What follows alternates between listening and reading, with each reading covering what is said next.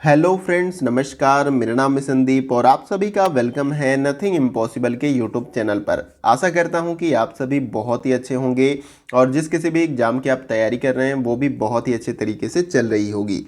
तो जैसा कि आप सभी को पता है कि आप सभी का एग्ज़ाम बहुत ही पास आ चुका है, तो उसीलिए मैं जो 2020 में आप सभी का पेपर हुआ था यूजीसी नेट फर्स्ट पेपर का, तो उसके 25 इंपॉर्टेंट क्वेश्चन को जो है आज की इस वीडियो में हम सॉल्व करेंगे। यहाँ से आपको काफ़ी हेल्प मिलेगा क्योंकि क्वेश्चन से जुड़े जो इंपॉर्टेंट डिटेल्स होंगे उनके बारे में भी हम जानने का प्रयास करेंगे। तो देखिए यहाँ पर यूजीसी नेट फर्स्ट पेपर में सितंबर 2020 शिफ्ट 1 में जो पेपर हुआ है उनके क्वेश्चन को हम सॉल्व करेंगे।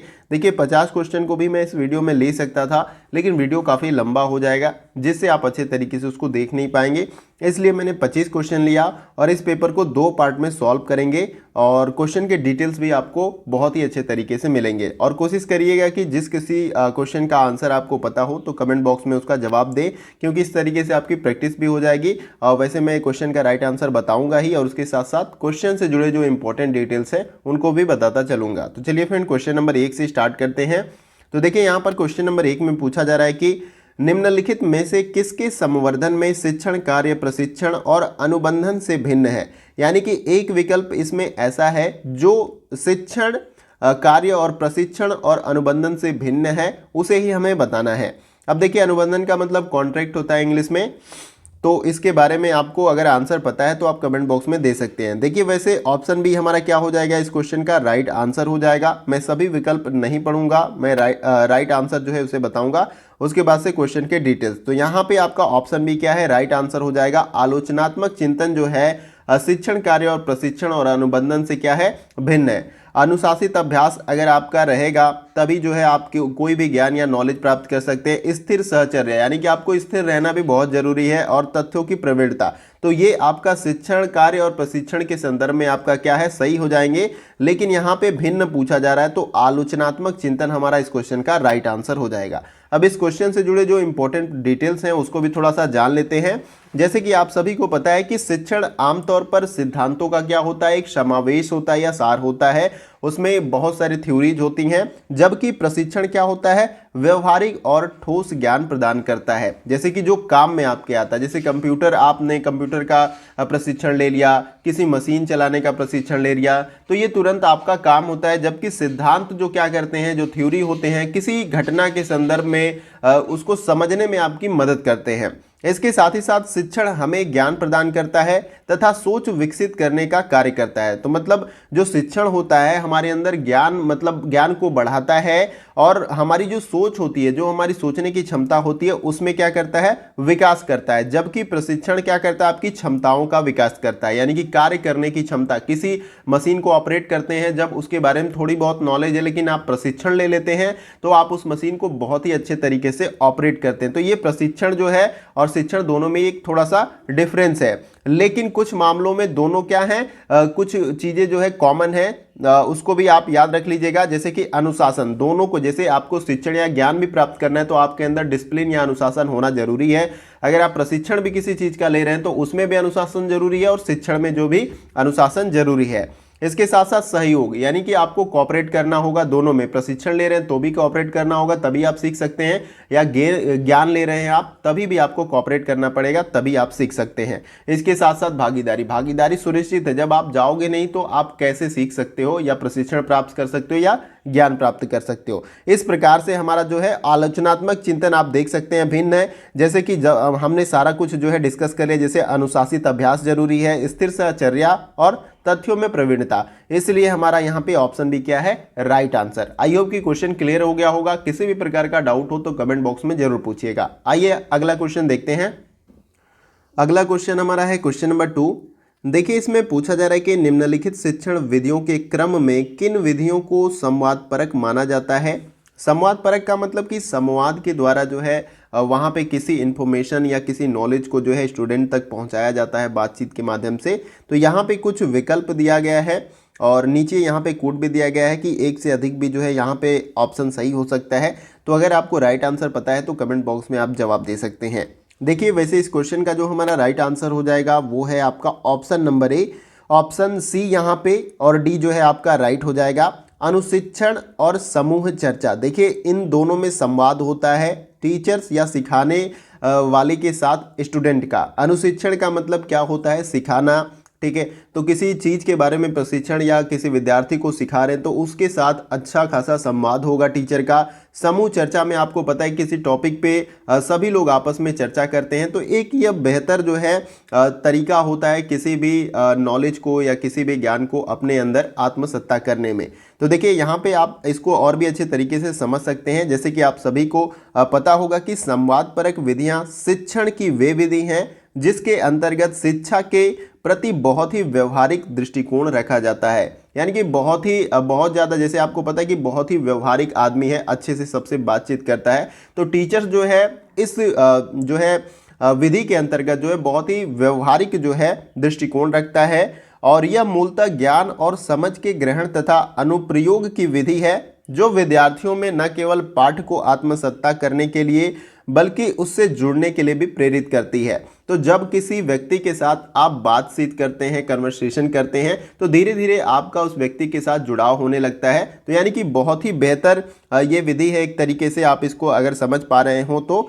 यहाँ पे संवाद परक का मतलब आपस में बातचीत हो रही है, संवाद हो रही है, वो किसी टॉपिक को लेकर, किसी इन्फॉर्मेशन को लेकर, या कोई जो है सिखा रहा है किसी विद्यार्थी को उस स्थिति में। तो यहाँ पे अनुशिक्षण और समूह चर्चा क्या हो जाएगा, आपका राइट आंसर हो जाएगा, जो कि यहाँ पे ऑप्शन ए में सी और डी दिया गया है। आशा करता हूँ कि ये क्वेश्चन आपको समझ में आ गया होगा। नहीं समझ में आए तो कमेंट बॉक्स में पूछ लीजिएगा। आइए अगला क्वेश्चन देखते हैं। अगला क्वेश्चन हमारा है क्वेश्चन नंबर 3। देखिए इसमें पूछा जा रहा है कि निम्नलिखित में से महत्वपूर्ण व्यवहारों की उन विशेषताओं की पहचान कीजिए जो शिक्षण को प्रभावशाली बनाने में योगदान देते हैं। तो देखिए यहाँ पे कुछ व्यवहार के बारे में दिया गया है, उनकी विशेषताओं के बारे में दिया गया है और उनकी पहचान करना है जो कि शिक्षण को प्रभावशाली बनाने में योगदान देते हैं। और नीचे आपको इन विकल्पों में से आप अपना जो है सही आंसर आपको चुनना है। तो यहाँ पर देखिए कुछ ऑप्शन दिए गए हैं और इसमें से जो हमारे राइट आंसर हो जाएंगे बेसिकली वो है आपका ऑप्शन नंबर सी, क्योंकि जैसे कि मैंने कहा कि डायरेक्ट मैं आंसर बताऊंगा। देखिए लगे कि वीडियो फास्ट है तो वीडियो को पॉज करिए, क्वेश्चन को अच्छे से पढ़िए, फिर उसके बाद से आप सही आंसर देने का प्रयास करिए। तो यहाँ पे पहला आपका सही हो जाएगा, फिर उसके बाद से डी सही हो जाएगा और उसके बाद से ए। अब देखिए पहला बताया गया कि पाठों की स्पष्टता जिससे अधिगमनकर्ताओं के विचार स्पष्ट किए जाते हों।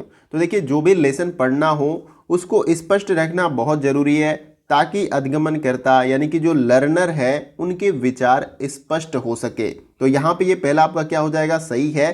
तभी तो आप जो है शिक्षण को प्रभावशाली बना सकते हैं। जब उनको लेसन के बारे में ही पता नहीं कि किस लेसन को पढ़ना है, यही स्पष्ट नहीं होगा तो वो कैसे जो है शिक्षण आपका प्रभावशाली होगा। तो यहाँ पे ये जरूरी है। फिर डी यहाँ पे है कि शिक्षक कार्य अभिविन्यास जो स्पष्ट रूप से परिभाषित यूनिट के निष्कर्षों पर केंद्रित हो। यानी कि जो भी यूनिट है, यूनिट के अंदर जो भी टॉपिक्स पढ़ने हैं उनको विद्यार्थियों को आपको क्लियर करना होगा अच्छे तरीके से। एक यूनिट वाइज जो है आपको सारे टॉपिक को कवर करना है, ऐसे नहीं कि बेतरतीब तरीके से जो है किसी टॉपिक को उठाया और पढ़ा दिया। एक सुस्पष्ट तरीके से यूनिट वाइज, जैसे कि आपका सिलेबस मेंशन होता है, किसी भी एग्जाम का होता है कि पहले आपको ये पढ़ना इस तरीके से, तो आप जाके पूरा सिलेबस कवर करते हैं। तो ये भी सुस्पष्ट होना बहुत जरूरी है।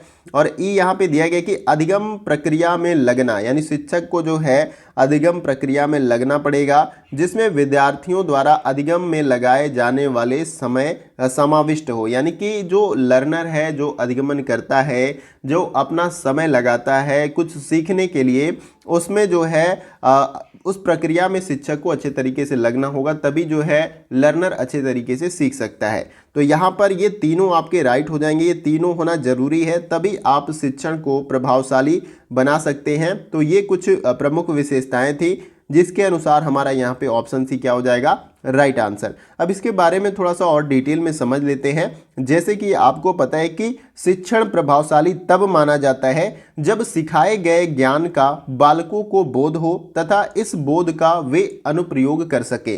जैसे कि आपने कुछ भी विद्यार्थियों को सिखाया, अगर उसको वो उसके बारे में अगर दोबारा अभी 1-2 दिन बाद आप पूछते हैं, उसको याद ही नहीं है, तो उस ज्ञान का या उस नॉलेज का क्या फ़ायदा, और उसका वो इस्तेमाल भी नहीं कर सकता चूंकि उसको याद नहीं है। तो इसीलिए कहा जाता है कि शिक्षण प्रभावशाली तब माना जाता है जब सिखाए गए ज्ञान का बालकों को बोध हो और इसके साथ ही साथ उस ज्ञान का वो इस्तेमाल करें। इसके बाद जो है प्रभावशाली शिक्षण में बालक सक्रिय रहता है तथा अनुक्रिया व्यक्त करता है। यानी कि जब प्रभावशाली शिक्षण तब माना जाएगा जब बालक अनुक्रिया करता है, यानी कि आप कुछ पढ़ाया आपने बोर्ड पे और उसने क्या किया, जस्ट आपसे कुछ क्वेश्चन किया या उसके संदर्भ में कुछ पूछा, तभी जो है प्रभावशाली शिक्षण यहाँ पे माना जाएगा आपका। और इसके साथ ही साथ शिक्षण को प्रभावशाली बनाने में बहुत सारे कारकों का योगदान होता है, जैसे रुचिकर विषय का चुनाव, यानी कि बालक जो विषय को रुचि में लेता है उस विषय को आप पढ़ाएं। फिर कक्षा के आकार के अनुसार अध्यापक, यानी कि क्लास में 200-300 बच्चे हैं और आप एक शिक्षक हैं, तो वहाँ पे क्लास आप प्रभावशाली नहीं बना सकते, क्योंकि आप जो बोलेंगे वो अच्छे से बालकों को सुनाई नहीं देगा, तो वहाँ पे क्लास क्या होगा आपका, इफेक्टिव नहीं होगा। यानी कि 30-40 के जो है 30-40 बच्चे हों क्लास में और अच्छे तरीके से आप जब बोलें तो उनको स्पष्ट तरीके से आप जो भी टॉपिक पढ़ा रहे हैं उनको समझ में आ जाएगा। तो यहाँ पे कक्षा के आकार के अनुसार जो है अध्यापक का होना जरूरी है। शिक्षण सहायक उपकरणों का आपको प्रयोग, यानी कि जो टीचिंग को हेल्प करती है उस तरह के टूल्स का या उपकरण का आपको इस्तेमाल करना चाहिए। और इसके साथ ही साथ जो है व्यक्तिगत भिन्नताओं को ध्यान रखना है, यानी कि किसी भी प्रकार का मतभेद न हो विद्यार्थियों में। और प्रतिपुष्टि, यानी कि आप क्वेश्चन करें प्रतिपुष्टि के रूप में, यानी कि आपको समझ में आया या नहीं। फिर निर्देशन तथा अवधारणात्मक विकास आदि। तो ये सभी जो महत्वपूर्ण कारक हैं शिक्षण को प्रभावशाली बनाने में, इनको आपको ध्यान में रखना जरूरी है। तो आई होप कि ये क्वेश्चन आपका क्लियर हो गया होगा। आइए अगला क्वेश्चन देखते हैं। क्वेश्चन हमारा है क्वेश्चन नंबर 4। देखिए इसमें पूछा जा रहा है कि विद्यालय अधिगम में योगदान देने वाले निम्नलिखित में से कौन से कारक हैं जिन्हें सामाजिक दक्षता के रूप में माना जाता है। तो यहाँ पे कुछ फैक्टर के बारे में दिया गया है विद्यालय अधिगम में योगदान देने वाले, और यहाँ पे निम्नलिखित विकल्पों में से सही उत्तर का चुनाव करना है नीचे दिए गए विकल्पों में से। अगर आपको सही आंसर पता है इस क्वेश्चन का तो आप कमेंट बॉक्स में जवाब दे सकते हैं। वैसे क्वेश्चन में यही पूछा गया है कि विद्यालय अधिगम में योगदान देने वाले निम्नलिखित में से कौन से कारक हैं जिन्हें सामाजिक दक्षता के रूप में माना जाता है। वैसे इस क्वेश्चन का जो हमारा राइट आंसर हो जाएगा वो है आपका ऑप्शन नंबर ए। यहाँ पे राइट आंसर हो जाएगा ए, सी और डी जो है आपका राइट आंसर हो जाएगा। यहाँ पे अभिप्रेरणा और सामाजिक कौशल और पारिवारिक मदद जो है, ये सभी फैक्टर जो है सामाजिक दक्षता के रूप में माने जाते हैं। किसके लिए? विद्यालय अधिगम में योगदान देने के लिए। तो यहाँ पर ऑप्शन ए क्या हो जाएगा हमारा राइट आंसर। तो अब इसके बारे में थोड़ा सा डिटेल में समझ लेते हैं। जैसे कि आप सभी को पता है कि राष्ट्रीय पाठ्यचर्या की रूपरेखा 2005 सामाजिक दक्षताओं की भूमिका पर जोर देती है तथा यह बताती है कि उर्वर और ऊर्जादायी शिक्षा की जड़ें जो है हमेशा बच्चों की भौतिक और सांस्कृतिक जमीन से जुड़ी होती है और उन्हें माता पिता, शिक्षकों व सहपाठियों के साथ पारस्परिक क्रियाओं से पोषण मिलता है। इस लिहाजा से देखा जाए तो अभिप्रेरणा यानी कि मोटिवेशन, सामाजिक कौशल यानी कि सोशल स्किल तथा पारिवारिक मदद यानी कि फैमिली सपोर्ट विद्यालयी अधिगम में योगदान देते हैं जिन्हें सामाजिक दक्षता माना जाता है। तो आई होप कि ये जो है आपको अच्छे तरीके से क्लियर हो गया होगा क्वेश्चन भी, और इससे जुड़े जो इंपॉर्टेंट डिटेल्स मैं बताएं। अगर क्वेश्चन को लेकर डाउट हो तो कमेंट बॉक्स में आप पूछ सकते हैं। आइए अगला क्वेश्चन देखते हैं। अगला क्वेश्चन हमारा है क्वेश्चन नंबर 5। देखिए इसमें पूछा जा रहा है, ये क्वेश्चन मैचिंग वाला है। सूची 1 में परीक्षा की विश्वसनीयता की आकलन विधि दी गई है जबकि सूची 2 में उनकी व्याख्या दी गई है। तो ये हमारा मैचिंग वाला क्वेश्चन है, इसको हमें मैच करना होगा। सूची 1 में आप देख सकते हैं कि यहाँ पर दिया गया परीक्षा की विश्वसनीयता की आकलन विधियों के बारे में, और सूची 2 में व्याख्या दी गई है उसके बारे में। तो आइए इसको मैच कर लेते हैं। तो देखिए सबसे पहले जो आपका मैच करेगा यहाँ पर वो ए का जो है तीसरे के साथ मैच करेगा यहाँ पे, ठीक है। परीक्षा विधि जो है 2 भिन्न सत्रों में एक ही समूह के लिए एक ही परीक्षा प्रशासित करना जो है ये आपका परीक्षा या पुनः परीक्षा विधि है। फिर उसके बाद से यहाँ पे बी का जो है आपका चौथे के साथ मैच हो जाएगा यहाँ पे वैकल्पिक परीक्षा विधि। ये जो है 2 भिन्न सत्रों में एक ही समूह के लिए परीक्षा के 2 प्रारूपों को प्रशासित करना जो है आपका वैकल्पिक परीक्षा विधि है। फिर उसके बाद से जो है आपका सी जो मैच करेगा वो आपका पहले के साथ मैच करेगा। यहाँ पे अर्थ विच्छेदन विधि एक सत्र में सहसंबंध के लिए परीक्षा के 2 समतुल्य आधे सत्रों की परीक्षा का संचालन करना जो है आपका अर्थ विच्छेदन विधि होता है। उसके बाद से जो चौथा मैच करेगा वो आपका मैच करेगा दूसरे के साथ अंतर निर्धारक विधि। ये जो है स्वतंत्र रूप से परीक्षा के 2 या 2 से अधिक निर्धारक अंक प्राप्त करना जो है आपका अंतर निर्धारक विधि होता है। तो इस प्रकार से जो है आपका ऑप्शन डी क्या हो जाएगा, हमारा राइट आंसर हो जाएगा इस क्वेश्चन का। तो अब इसके बारे में थोड़ा सा डिटेल में समझ लेते हैं, यानी कि सभी विधियों के बारे में, परीक्षा, पुनः परीक्षा विधि, वैकल्पिक परीक्षा विधि, अर्थ विच्छेदन विधि, अंतर निर्धारक विधि। तो पहले हम स्टार्ट करते हैं परीक्षा विधि से यहाँ पे। तो देखिए परीक्षा पुनः परीक्षा विधि के अंतर्गत जो है समझ लेते हैं इसको। तो यह विधि विश्वसनीयता से संबंधित है, जिसके अंतर्गत निश्चित समय अंतराल पर परीक्षा तथा पुनः परीक्षा का आयोजन किया जाता है। पुनः परीक्षा में समान समूह का ही इस विधा में परीक्षण लिया जाता है। इस तरह 2 परिणामों के मध्य साम्यता स्थापित की जाती है। तो यह जो है आपका परीक्षा और पुनः परीक्षा विधि है। और उसके बाद दूसरा जो है आपका वैकल्पिक परीक्षा विधि। तो देखिए इसे जो है समांतर विधि के नाम से भी जाना जाता है, और इस विधि का उपयोग सभी प्रकार के मापक उपकरणों की विश्वसनीयता का अनुमान लगाने के लिए किया जाता है। शिक्षा विस्तार, विकास और अनुसंधान में बड़े पैमाने पर किया जाता है, यानी शिक्षा का जो है विस्तार और विकास अनुसंधान में जो है बड़े पैमाने पे किया जाता है। और इसके अंतर्गत 2 भिन्न सत्रों में एक ही समूह के लिए परीक्षा के 2 प्रारूप को प्रशासित किया जाता है। तो ये आपका है वैकल्पिक परीक्षा विधि। और तीसरा जो है आपका अर्थ विच्छेदन विधि। तो इसके अंतर्गत जो है इस विधि में एक बार एक ही परीक्षा दी जाती है। इसमें एक ग्रेड प्रत्येक आधे भाग को अलग से सौंपा गया है, और प्रत्येक आधे भाग में ग्रेड की तुलना की जाती है अर्थ विच्छेदन विधि के अंतर्गत। और डी जो है आपका अंतर निर्धारक विधि।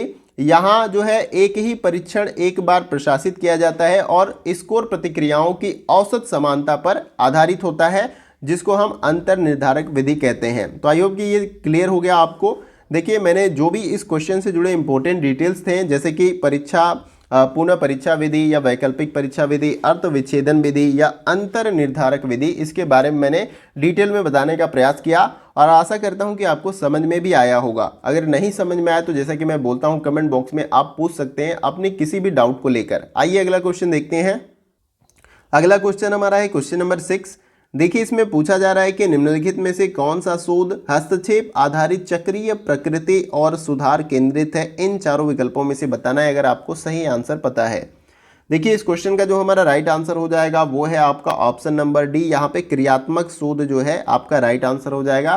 क्वेश्चन में पूछा गया कि इन चार विकल्पों में से कौन सा शोध हस्तक्षेप आधारित चक्रीय प्रकृति और सुधार केंद्रित है। तो क्रियात्मक शोध जो है आपका राइट आंसर हो जाएगा। इसके बारे में थोड़ा सा जान लेते हैं। देखिए क्रियात्मक अनुसंधान एक ऐसी सुव्यवस्थित एवं अन्वेषणात्मक क्रिया है जिसका उद्देश्य सुधार एवं परिवर्तन से संबंधित व्यक्तियों द्वारा किए जा रहे वर्तमान प्रयासों का अध्ययन करना एवं उनमें संरचनात्मक परिवर्तन लाना होता है, तथा एक शिक्षक का अपने शिक्षण कार्य को अधिक प्रभावशाली बनाने के उद्देश्य से तथा एक विद्यालय प्रशासक का अपने प्रशासन को अधिक सुदृढ़ बनाने के लिए किया गया अध्ययन भी इसी श्रेणी में आता है। यानी क्रियात्मक शोध के अंतर्गत ये आता है। इसको इंग्लिश में एक्शन रिसर्च भी कहते हैं। यानी कि इमीडिएट कोई प्रॉब्लम हो रही है किसी भी समस्या को लेकर तो आप उस पर रिसर्च करते हो और उसको सॉल्व करते हो, ये क्रियात्मक शोध है आपका। ठीक है, आई होप कि ये आपको क्लियर हो गया। देखिए यहाँ पे 2 एग्जाम्पल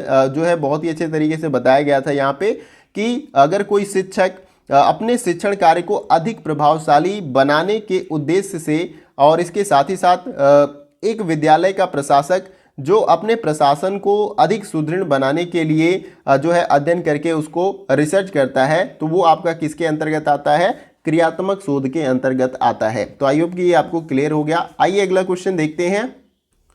अगला क्वेश्चन हमारा है क्वेश्चन नंबर 7।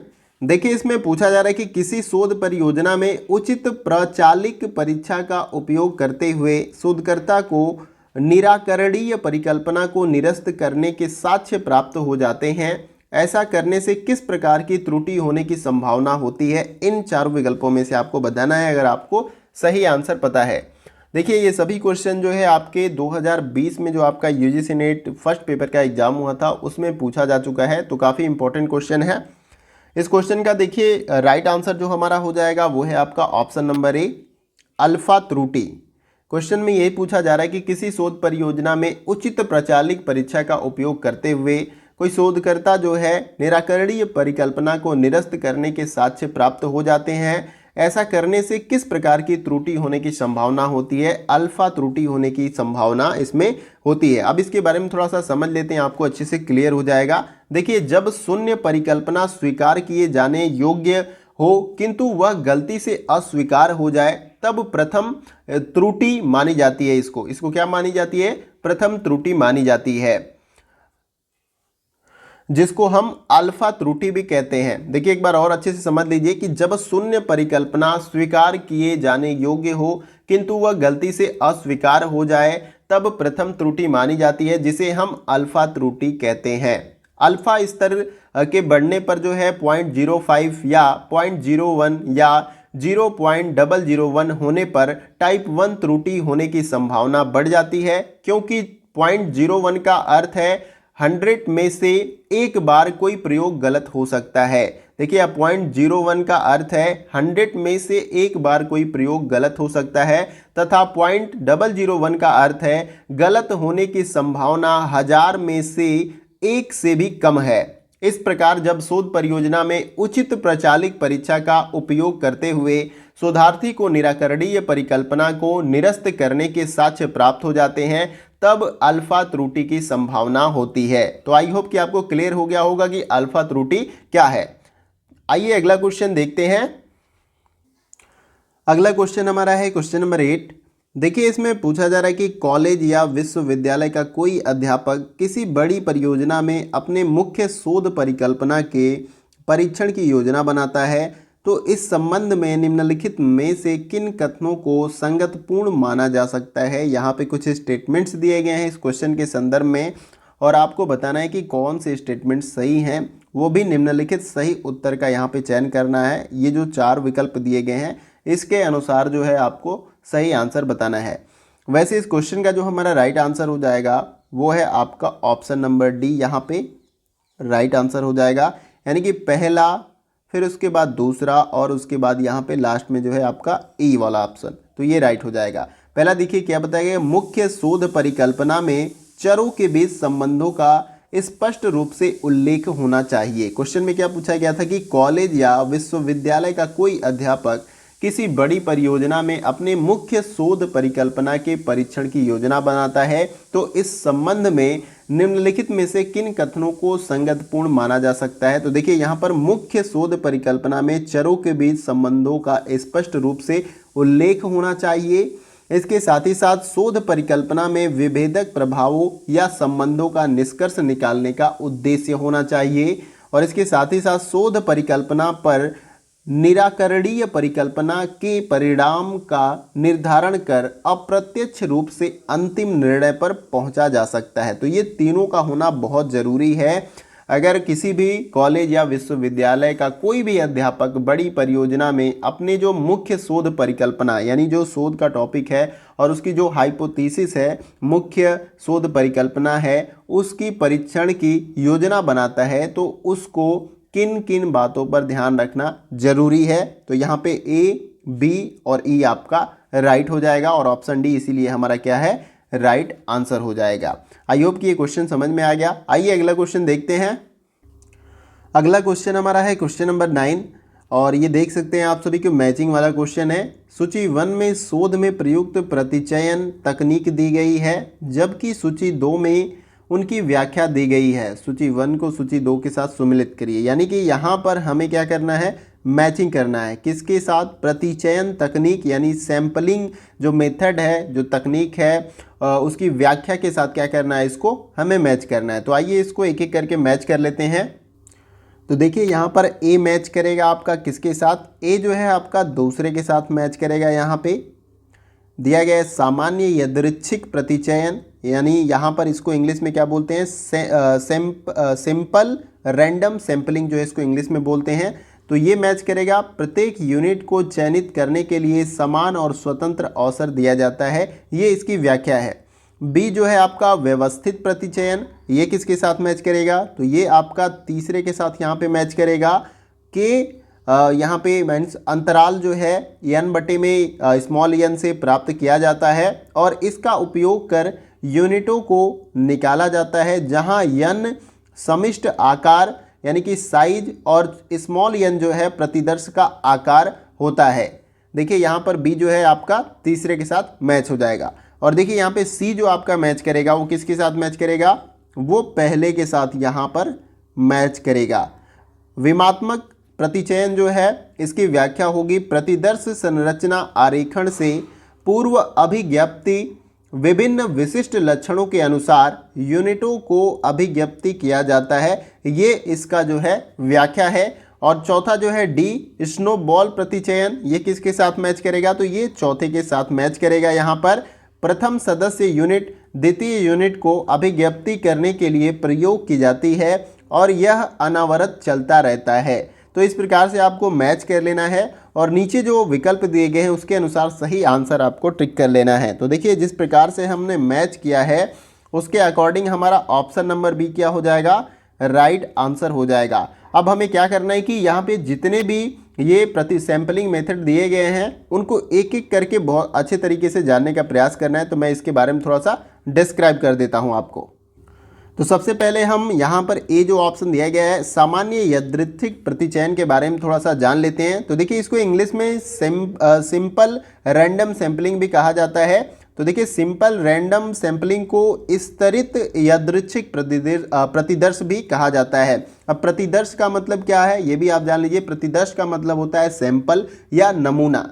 देखिए अब सैंपल क्या होता है, जैसे कि सैम्पलिंग तो एक तरीका हो गया, लेकिन सैंपल क्या होता है, जैसे कि मान लीजिए कि आप किचन में अपने कुछ भी बनाते हैं, कढ़ाई में सब्जी बनाते हैं, तो आप पूरी कढ़ाई में से आपको अगर टेस्ट करना होता है तो आप एक चम्मच निकालते हैं उस कढ़ाई में से, सब्जी को कुछ भी बनाते हैं और उसको टेस्ट कर लेते हैं। यानी कि छोटा सा आपने सैंपल लिया और उसी के आधार पे अगर जो भी टेस्ट आपको लगा, अच्छा लगा, बुरा लगा, कुछ कमी, तो उसी के आधार पे आप पूरे कढ़ाई के सब्जी को जज कर लेते हैं। ये एक छोटा सा एक एग्जाम्पल है, फॉर एग्जाम्पल आपको समझाने के लिए। तो सैंपल उसको बोलते हैं जो छोटा सा आपने लिया। तो उसी प्रकार से अगर किसी पॉपुलेशन के संदर्भ में आप रिसर्च कर रहे हैं तो वहाँ पे कितनी पॉपुलेशन बेरोजगार है, कितनी पॉपुलेशन जो है के पास पैसों की अभाव है या इकोनॉमिकल एक्टिविटी उनकी बहुत ही बेहतर नहीं, तो उस पर आप रिसर्च कर रहे हैं तो आपको डेटा कलेक्ट करना होता है, सैंपल कलेक्ट करना होता है। तो पूरे पॉपुलेशन का डेटा आप कलेक्ट नहीं करते हैं, आप पर्टिकुलर 1000 व्यक्ति या हो सकता है 40,000 या कुछ इस समथिंग में जो है आप लोगों का सैंपल या डेटा कलेक्ट कर लेंगे और उसी डेटा का जो निष्कर्ष निकलता है उसको पूरी पॉपुलेशन पे क्या करेंगे, इंप्लीमेंट कर देंगे। तो आई होप कि सैंपल के बारे में आपको समझ में आ गया। और सैंपलिंग का मतलब तरीका उसका, यानी किस प्रकार से सैंपल को आप कलेक्ट कर रहे हैं, डेटा को कलेक्ट कर रहे हैं, उसका तरीका सैंपलिंग होता है। ठीक है, आई होप कि आपको समझ में आ गया कि प्रतिचयन तकनीक क्या है, सैंपलिंग टेक्निक या सैंपलिंग मेथड। ठीक है, तो यहां पे आपको क्लियर हो गया सामान्य यादृच्छिक प्रतिचयन का मतलब क्या है। तो देखिए इसमें सामान्य यादृच्छिक प्रतिचयन में क्या होता है कि इसमें प्रत्येक स्तर में पढ़ने वाली इकाइयों का ढांचा तैयार करते हैं और उनमें विभिन्न स्तरों के ढांचे में से इकाइयों को यादृच्छिक या न्यायदर्श विधि से चुन लेते हैं। यादृच्छिक का मतलब होता है रैंडम। ठीक है, रैंडम तरीके से यानी बेतरतीब तरीके से आपने उसमें, जैसे आपने देखा होगा कभी बचपन में कि कुछ जैसे कि कोई खेल होता है उसमें एक बाउल में कुछ भी लिख के उसमें नाम जो भी कुछ भी है डाल दिया जाता है और जो वो निकल के आता है वो काम उसको करना होता है। तो उसी प्रकार से इसमें सारे डेटा में से जो है रैंडम तरीके से उस डेटा को निकाला जाता है, उसी को यादृच्छिक बोला जाता है। आई होप कि ये आपको क्लियर हो गया होगा। अब बी के बारे में जान लेते हैं, व्यवस्थित प्रतिचयन के बारे में। अगला हमारा सी है। ठीक है, बी वाले को छोड़ के सी वाले को देखते हैं। ठीक है, पहले इसमें दिया गया है विमात्मक प्रतिचयन। तो देखिए विमात्मक प्रतिचयन को इंग्लिश में डायमेंशनल सैंपलिंग भी कहा जाता है और इसके अंतर्गत जो है विमात्मक प्रतिचयन के अंतर्गत जो है लक्ष्य एक उद्देश्यपूर्ण नमूना प्रतिविधि की आकर्षिता चुनने के लिए एक ढांचा तैयार करना है जिसमें कोई भी सामान्यीकरण किया जा सकता है। एक ढांचा तैयार किया जाता है और जिसमें किसी भी प्रकार से सामान्यीकरण किया जा सकता है, ये विमात्मक प्रतिचयन है। उसके बाद डी है स्नोबॉल प्रतिचयन, जिसको इंग्लिश में स्नोबॉल सैंपलिंग कहते हैं। जो है स्नोबॉल सैंपलिंग एक ऐसा असंभविता प्रतिदर्शन है जिसका प्रयोग शोधकर्ता उस परिस्थिति में करता है जब वह व्यक्तियों के बीच अनौपचारिक सामाजिक संबंधों का अध्ययन चाहता है। तो उस स्थिति में वो क्या करता है, स्नोबॉल प्रतिचयन करता है, यानी कि सैंपलिंग का तरीका इस्तेमाल करता है, स्नोबॉल सैंपलिंग का तरीका। तो आई होप कि ये आपको क्लियर हो गया होगा। देखिए यहाँ पे जो भी कुछ इंफॉर्मेशन था इस क्वेश्चन से रिलेटेड, जो भी इंपॉर्टेंट पॉइंट्स, तो मैंने उसको क्लियर करने का प्रयास किया, और अगर समझ में नहीं आता है आपको तो कमेंट बॉक्स में पूछ सकते हैं। आइए अगला क्वेश्चन देखते हैं। अगला क्वेश्चन हमारा है क्वेश्चन नंबर 10। देखिए इसमें पूछा जा रहा है कि नीचे दो कथन दिए गए हैं, एक अभिकथन ए और दूसरा तर्क आर, और इसको जो है हमें अच्छे से समझना है। फिर उसके बाद से जो है नीचे इन चारों विकल्पों में से सही आंसर देना है। अभिकथन ए में दिया गया है कि शोध में इंद्रिय अनुभविक आगमनात्मक प्रतिमान अर्थात चित्रण के अर्थ प्रदायी आत्मनिष्ठ दृष्टिकोण पर बल देता है। तर्क में दिया गया कि इस प्रतिमान में शोध का उद्देश्य सामान्यीकरण पर पहुंचना नहीं है बल्कि सजीव यथार्थ की खोज है। उपर्युक्त कथनों के अवलोकन के अनुसार जो है, यहाँ पे टाइप में मिस्टेक है, अवलोकन के अनुसार जो है निम्नांकित विकल्पों में से सर्वाधिक उपयुक्त उत्तर को चुनना है, यानी कि जो सबसे सही आंसर है इन चारों में से उसका हमें चुनाव करना है अभिकथन और तर्क को अच्छे से समझने के बाद। देखिए यहाँ पर ऑप्शन ए हमारा क्या हो जाएगा, राइट आंसर हो जाएगा इस क्वेश्चन का। ए और आर दोनों सही है, आर ए की सही व्याख्या करता है। अब किस प्रकार से इसको थोड़ा सा समझ लेते हैं। अभिकथन और तर्क दोनों सही हैं और तर्क जो है अभिकथन की व्याख्या करता है। देखिए कथन ए सही है क्योंकि आगमन पद्धति में अध्ययन कार्य निगमन पद्धति के विपरीत अर्थात विशिष्ट से सामान्य व सूक्ष्म से व्यापक सत्य की प्रतिस्थापना करना होता है। आगमनात्मक में क्या होता है, विशिष्ट से सामान्य व सूक्ष्म से व्यापक सत्य की प्रतिस्थापना करना होता है। इस पद्धति में तर्क की बहुत सी विशिष्ट घटनाओं या वास्तविक तथ्यों के निरीक्षण व अध्ययन के आधार पर सामान्य सिद्धांत का निर्माण किया जाता है जो कि आत्मनिष्ठ दृष्टिकोण पर बल देता है। और तर्क आर में बताया गया है कि तर्क आर भी जो है हमारा क्या है, सत्य है। देखिए तर्क आर में बताया गया है कि क्योंकि इस पद्धति से निकाले गए निष्कर्ष वास्तविकता के अधिक निकट होते हैं, यह वास्तविक विशिष्ट घटनाओं के अवलोकन पर आधारित होते हैं। इस पद्धति द्वारा निकाले गए निष्कर्ष की पुनः सत्यता प्रमाणित की जा सकती है। इसलिए हमारा तर्क यहाँ पे आर जो और अभिकथन ए दिया गया है ये हमारा सही हो जाएगा, और तर्क जो है अभिकथन को अच्छे तरीके से एक्सप्लेन कर रहा है। आगमनात्मक का मतलब क्या है, यहाँ पे सामान्य से विशेष की तरफ, निगमनात्मक का मतलब विशेष से सामान्य की तरफ। तो आई होप कि ये आपको क्लियर हो गया होगा। आइए अगला क्वेश्चन देखते हैं। अगला क्वेश्चन हमारा है क्वेश्चन नंबर 11, और देखिए ये क्वेश्चन जो है ये जो है आपका रीडिंग कॉम्प्रिहेंशन से है, जिसको हिंदी में बोध भी कहा जाता है। और इसमें होता क्या है कि आपको एक गद्यांश दे दिया जाता है किसी भी टॉपिक से रिलेटेड, और उससे रिलेटेड आपसे 5 क्वेश्चन पूछे जाते हैं। और ये क्वेश्चन के आंसर जो है आपको गद्यांश में डायरेक्ट न मिलकर जो है आपको थोड़ा सा रिलेट करके मिलते हैं। तो आपको गद्यांश को अच्छे से पढ़ना होता है, देन उसके बाद जो है आपको अपना आंसर देना होता है। अगर थोड़ी सी भी जल्दबाजी आप करोगे तो ये क्वेश्चन आपके गलत हो सकते हैं। तो इसलिए आपको गद्यांश को अच्छे तरीके से पढ़ना है। अब देखिए यहाँ पे एक गद्यांश दिया गया है, लिखा गया है कि निम्नलिखित परिच्छेद को ध्यानपूर्वक पढ़ें तथा प्रश्नों का उत्तर दें। यानी 11 से लेके 15 तक के जो क्वेश्चन है इसमें उसके आंसर जो है आपको इस गद्यांश के अनुसार पढ़कर देने हैं। तो इसमें देखिए पहला क्वेश्चन क्या है उसको पढ़ लेते हैं, फिर देन गद्यांश को पढ़ के जो है इसका आंसर फाइंड करते हैं। 2 तरीके हैं, या तो आप गद्यांश को पूरा पढ़ लें अच्छे तरीके से, फिर उसके बाद से एक ही क्वेश्चन को पढ़ें, फिर उसका आंसर क्या हो सकता है गद्यांश के अकॉर्डिंग उसका सही आंसर कर सकते हैं। तो देखिए इसमें पूछा जा रहा है कि आज के विपणनकर्ता का मतलब क्या होता है, बाजार। आज के बाजार जो है निम्नलिखित पर ध्यान, यानी इन सभी विकल्पों में से किस पर ध्यान केंद्रित करते हैं। विपणनकर्ता का मतलब बाजार होता है। आज के जो बाजार हैं इन सभी विकल्पों में से किस पर ध्यान केंद्रित करते हैं, तो उसका सही आंसर आपको बताना है। तो देखिए गद्यांश में क्या दिया गया है कि विपणनकर्ता सामाजिक मूल्यों और उत्तरदायित्वों तथा उसी पृथ्वी जिससे हम पोषित होते हैं से अपने संबंधों को पुनः समीक्षा कर रहे हैं। जैसे जैसे विश्वव्यापी उपभोक्ता और पर्यावरणवाद के आंदोलन परिपक्व हो रहे हैं, वैसे वैसे आज के विपणनकर्ता समर्थनीय विपणन प्रचलनों के विकास पर ध्यान दे रहे हैं। यानी कि जो भी बाजार से या कंपनियों से जो भी नुकसान हमारे इन्वायरमेंट को हो रहा है, पहले अंधाधुंध जो है इंडस्ट्रियलाइजेशन हुआ, चीज़ों का दोहन हुआ, अब उनसे होने वाली समस्याओं पे ध्यान केंद्रित करके कुछ लोग जो अवेयर हैं वो आंदोलन करते हैं, तो कंपनियां उन पे धीरे धीरे ध्यान दे रही हैं। उसके संदर्भ में यहाँ बात हो रही है। और फिर यहाँ पे बताया गया कि निगमित नैतिकता और सामाजिक दायित्व आज का प्रत्येक व्यवसाय के लिए मुख्य विषय बनते जा रहे हैं। अब देखिए यहाँ पर एक इंपॉर्टेंट पॉइंट है सामाजिक दायित्व। देखिए मतलब कंपनियों का एक सामाजिक दायित्व, ऐसा नहीं कि प्रोडक्ट मैन्युफैक्चर किए और उस प्रोडक्ट को बनाने में जो भी हम कच्चा मटेरियल कहीं से भी ला रहे हैं उससे हमारे इन्वायरमेंट पे क्या फ़र्क पड़ रहा है, उसको भी ध्यान में रखना जरूरी है। तो यहाँ पर सामाजिक दायित्व, तो यहाँ पर आप देख सकते हैं कि ऑप्शन दिया गया है सामाजिक बाध्यताएं, यानी कुछ सामाजिक बाध्यताएं कंपनियों के सामने हैं, बाजार के सामने हैं, उससे गुजर कर ही उन्हें अपना काम करना पड़ेगा, यानी उसको मानना पड़ेगा, ठीक है, उस पर ध्यान देना होगा, तब जाके वो अपने प्रोडक्ट को सेल कर सकते हैं मार्केट में। तो यहाँ पर जो है सामाजिक दायित्व आज प्रत्येक व्यवसाय के लिए मुख्य विषय बनता जा रहा है, यानी मुख्य विषय। क्वेश्चन में क्या पूछा गया, आज के बाजार का जो है इन सभी विकल्पों में से किस पर ध्यान केंद्रित करते हैं, तो सामाजिक बाध्यताओं पर ये ध्यान केंद्रित करते हैं। आई होप कि ये क्वेश्चन क्लियर हो गया। आइए अगला क्वेश्चन देखते हैं।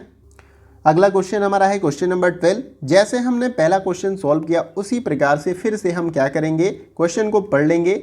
और देखिए दो तरीके, या तो गद्यांश को आप पूरा अच्छे तरीके से पढ़ लीजिए जैसा कि मैंने बताया, उसके बाद से क्वेश्चन को एक एक करके पढ़ के उसका आंसर देने का प्रयास करिए। एक बात हमेशा नोटिस करिएगा, डायरेक्ट आंसर आपको गद्यांश में नहीं मिलेंगे, थोड़ा बहुत क्लू मिलेगा, उसको ही अच्छे से आपको फाइंड करके उसके अनुसार ही सही आंसर आपको लगाना है।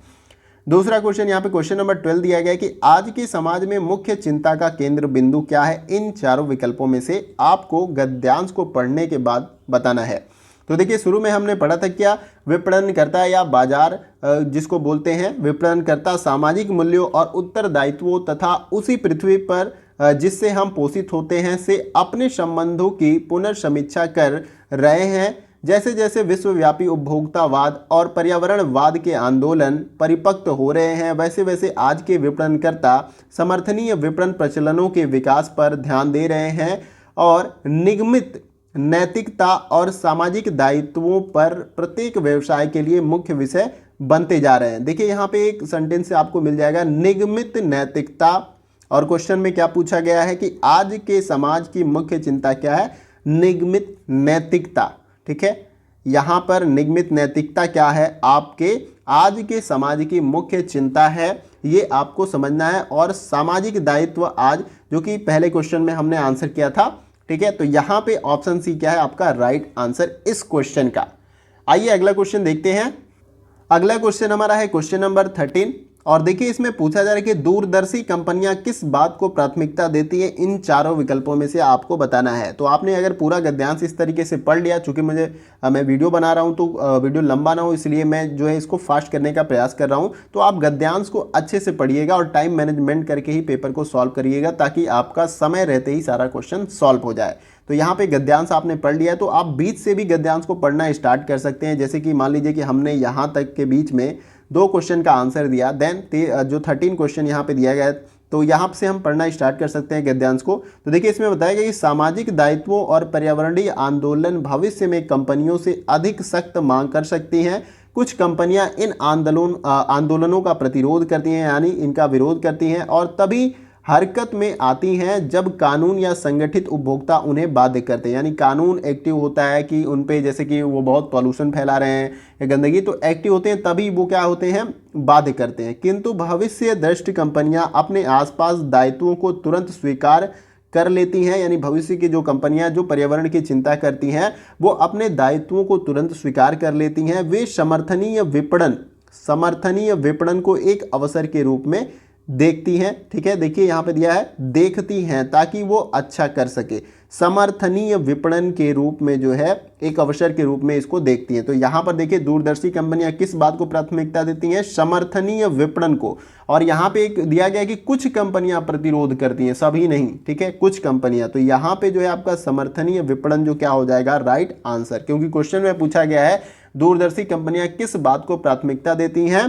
तो जो यहाँ पे दिया गया है कि दूरदर्शी विपणन को एक अवसर के रूप में देखती हैं ताकि वो अच्छा कर सके। वे अपने उपभोक्ताओं और समुदायों के तात्कालिक आवश्यकताओं और उनके दीर्घकालिक हितों को ध्यान में रखते हुए उनकी सेवा प्रदान कर लाभ कमाने के मार्ग तलाश करती हैं। यानी कि ऐसा नहीं, उनके हितों की, उनके पर्यावरण की सुरक्षा की चीज़ों को ध्यान में रखते हुए लाभ कमाने के बारे में ये कंपनियां सोच सकती है। तो यहाँ पर ऑप्शन ए क्या है? Right answer. आइए अगला क्वेश्चन देखते हैं। अगला क्वेश्चन हमारा है क्वेश्चन नंबर 14। देखिए इसमें पूछा जा रहा है कि परिच्छेद के अनुसार यानी कि इस गद्यांश के अनुसार समर्थनीय विपणन यानी कि समर्थनीय जो बाजार है वो किस रूप में जो है समझा जाता है। यहाँ क्वेश्चन को आप देख लीजिए, परिच्छेद के अनुसार समर्थनीय विपणन को इस रूप में समझा जाता है, यानी किस रूप में समझा जाता है, ये क्वेश्चन जो है आपसे पूछा जा रहा है। इन चार विकल्पों में से आपको यहाँ से सही आंसर देना है। देखिए यहाँ पे क्वेश्चन में आप इसका डायरेक्ट आंसर भी, अगर गद्यांश आपने पूरा पढ़ लिया है तो आपको यह निष्कर्ष पता चल जाएगा कि ये गद्यांश में आखिर क्या बताया जा रहा है या क्या उद्देश्य है, क्या इसमें समझा जा सकता है। तो देखिए इस क्वेश्चन का जो हमारा राइट आंसर हो जाएगा वो है ऑप्शन नंबर सी, क्योंकि हमने इसको पढ़ा था। एक अवसर के रूप में समुदाय के लिए अच्छा करना जो है, आने वाली जो भविष्य में कंपनियां हैं उनके हितों का, पर्यावरण का केयर करके जो है कार्य करना चाहती हैं, यानी लाभ कमाना चाहती हैं। ऐसा नहीं कि पर्यावरण को नुकसान करके, लोगों को हितों को इग्नोर करके जो है वो लाभ कमाना नहीं चाहती है, चूँकि हमने यहाँ पर पढ़ा था। देखिए यहाँ पर मैं बता दूँ आपको, देखिए जो है भविष्य दृष्ट जो है कंपनियां अपने आसपास के दायित्वों को तुरंत स्वीकार कर लेती हैं और वे समर्थनीय विपणन को एक अवसर के रूप में देखती हैं ताकि अच्छा कर सके। वे अपने उपभोक्ताओं और समुदायों की तात्कालिक आवश्यकताओं और उनके दीर्घकालीन हितों को ध्यान में रखते हुए उनकी सेवा प्रदान कर लाभ कमाने के मार्ग तलाश करती हैं। तो यहाँ पर जो है ये आपका ऑप्शन सी क्या हो जाएगा? राइट आंसर हो जाएगा। आइए अगला क्वेश्चन देखते हैं। अगला क्वेश्चन हमारा है क्वेश्चन नंबर 15। देखिए इसमें पूछा जा रहा है कि संवेदनशील पूंजीवाद में समाविष्ट है, उसके संदर्भ में यहाँ पे कुछ स्टेटमेंट दिए गए हैं और सही विकल्प का चयन आपको इन चारों विकल्पों में से करना है। देखिए लास्ट का पैराग्राफ आप पढ़ोगे तो आपको ये सारा आंसर मिल जाएगा। मैंने पहले ही बताया कि आपको गद्यांश अच्छे से पढ़ लेना है और फिर उसके बाद से आंसर करना है। तो देखिए यहाँ लास्ट का जो पैराग्राफ है कि कुछ कंपनियाँ जैसे कि पेटागोनिया, बेन और जेरिस और टिम्बरलैंड और मेथोड और अन्य संवेदनशील पूंजीवाद का प्रचलन करती हैं तथा स्वयं नागरिक भावना से परिपूर्ण और जिम्मेदार दिखती हैं। वे सामाजिक संबंधों का निर्माण करती हैं। तो अब देखिए यहाँ पे क्या क्या आपका ऑप्शन राइट हो जाएगा इस पैराग्राफ को पढ़ने के बाद। तो देखिए यहाँ पे जो आपका राइट आंसर हो जाएगा वो है आपका बी ऑप्शन। बी और सी जो है केवल राइट हो जाएगा, बी और सी। नागरिक भावना से परिपूर्ण होना जो कि यहाँ पर मेंशन किया गया है, और उसके बाद से सी जो है आपका सामाजिक संबंधों को बनाना। देख आप यहाँ पैराग्राफ में देखिए, स्वयं नागरिक भावना से परिपूर्ण और जिम्मेदार दिखाती हैं, ठीक है, और वे सामाजिक संबंधों का निर्माण करती हैं। देखिए सामाजिक संबंधों का निर्माण या बनाना बात एक ही है, ठीक है। तो यहाँ पे ये जो है दो आपके स्टेटमेंट सही हो जाएंगे, जो कि बी ऑप्शन आपका राइट आंसर हो जाएगा। तो देखिए ये गद्यांश वाला क्वेश्चन जो है, बोध वाला जो क्वेश्चन है रीडिंग कॉम्प्रीहेंशन वाला, तो हमने इसको सॉल्व किया। ये क्वेश्चन जो है 2020 में जो है पूछे जा चुके हैं आपके एग्जाम में, चूंकि हम लोग 2020 के क्वेश्चन पेपर को सॉल्व कर रहे हैं। तो आशा करता हूं कि क्वेश्चन आपको क्लियर हो गया होगा। देखिए सबसे पहला काम है रीडिंग कॉम्प्रीहेंशन का क्वेश्चन सॉल्व कर रहे हैं तो गद्यांश को अच्छे से पढ़ें, और उसके बाद पढ़ने के बाद जो है आप एक ही क्वेश्चन को ऊपर से पढ़ें। डायरेक्ट आपको आंसर नहीं मिलेगा, थोड़ा सा क्लू मिलेगा। जैसे कि आप देख सकते हैं इस क्वेश्चन को जब हमने सॉल्व किया तो एक छोटा छोटा क्लू मिलेगा। डायरेक्ट आंसर आपको गद्यांश में नहीं देगा, वो बहुत आसान तरीके से आप कर लोगे अगर डायरेक्ट आंसर देगा, लेकिन आपको बस थोड़ा सा हिंट देगा और उसी के अनुसार जो है आपको अपना क्वेश्चन का आंसर क्या करना है, सॉल्व करना है। आई होप कि क्वेश्चन क्लियर हो गया होगा। आइए अगला क्वेश्चन देखते हैं। अगला क्वेश्चन हमारा है क्वेश्चन नंबर 16। देखिए इसमें पूछा जा रहा है कि कक्षीय संप्रेषण में चयन के भाग की अवधारणा का निर्धारण निम्न से संबंधित प्रतिफल की अपेक्षा द्वारा किया जाता है, यानी किसके प्रतिफल की अपेक्षा के द्वारा किया जाता है आपका कक्षीय संप्रेषण में चयन के भाग की अवधारणा का निर्धारण। तो देखिए यहाँ पर इस क्वेश्चन का जो हमारा राइट आंसर हो जाएगा वो है आपका ऑप्शन नंबर ए। आवश्यक प्रयास के अनुसार जो है कक्षीय संप्रेषण में चयन के भाग की अवधारणा का निर्धारण किया जाता है। आई होप कि ये आपको समझ में आ रहा होगा। अब इस क्वेश्चन से जुड़े जो इंपॉर्टेंट डिटेल्स हैं उसको भी समझ लेते हैं। तो अब इस क्वेश्चन से जुड़े जो इंपॉर्टेंट डिटेल्स हैं या पॉइंट्स हैं उसको भी समझ लेते हैं। देखिए, चयन के भाग यानी कि फ्रैक्शन ऑफ सिलेक्शन की अवधारणा के जन्मदाता विलिबर सचरम है, इसको याद रखिएगा। चयन के भाग यानी कि फ्रैक्शन ऑफ सिलेक्शन की अवधारणा के जन्मदाता विलिबर सचरम है। मैं नाम लिख देता हूं यहां पे, विलिबर सचरम है, ठीक है, इसको आप याद कर लीजिएगा, जिन्होंने वर्ष 1954 में यह अवधारणा दी थी, जो इस बात पर बल देती है कि एक व्यक्ति जो बड़े पैमाने पर मीडिया का चयन करता है वह पुरस्कार की मात्रा को प्रदर्शित करता है। यह किसी व्यक्ति को प्राप्त करने के लिए किए जाने वाले प्रयास के संबंध में चयनित माध्यम से हासिल करने का आवश्यक प्रयास है। अतः कक्षीय संप्रेषण में चयन के भाग की अवधारणा का निर्धारण आवश्यक प्रयास से संबंधित प्रतिफल की अपेक्षा द्वारा किया जाता है। यहाँ पे आपको ऑप्शन ए देखिए राइट आंसर हो जाएगा, चूंकि मैंने जो डिटेल्स बताया उसमें भी इसका मैंने जिक्र किया कि कक्षीय संप्रेषण में चयन के भाग की अवधारणा का निर्धारण आवश्यक प्रयास से संबंधित प्रतिफल की अपेक्षा द्वारा किया जाता है। तो आई होप कि ये क्वेश्चन आपको क्लियर हो गया होगा। आइए अगला क्वेश्चन देखते हैं। अगला क्वेश्चन हमारा है क्वेश्चन नंबर 17। देखिए, इसमें पूछा जा रहा है कि लिखित संप्रेषण की प्रभाविता किन पर आधारित है, उसके संदर्भ में यहाँ पे कुछ स्टेटमेंट्स दिए गए हैं और नीचे इन चारों विकल्पों में से अगर आपको सही आंसर पता है तो जवाब भी दे सकते हैं। देखिए, वैसे इस क्वेश्चन का जो हमारा राइट आंसर हो जाएगा वो है आपका ऑप्शन नंबर सी, यहाँ पे सी, डी और उसके बाद से एफ। क्वेश्चन में क्या पूछा गया है कि लिखित संप्रेषण की प्रभाविता किन पर आधारित है, तो लिखने के बाद संपादन पर, फिर उसके बाद से वाक्यों में सूक्ष्मता से, और यप जो दिया गया शब्दों का प्रभावी प्रयोग, ये सभी जो है लिखित संप्रेषण के प्रभाविता पर क्या है, आधारित है, ये आपको याद रखना है। आइए अगला क्वेश्चन देखते हैं।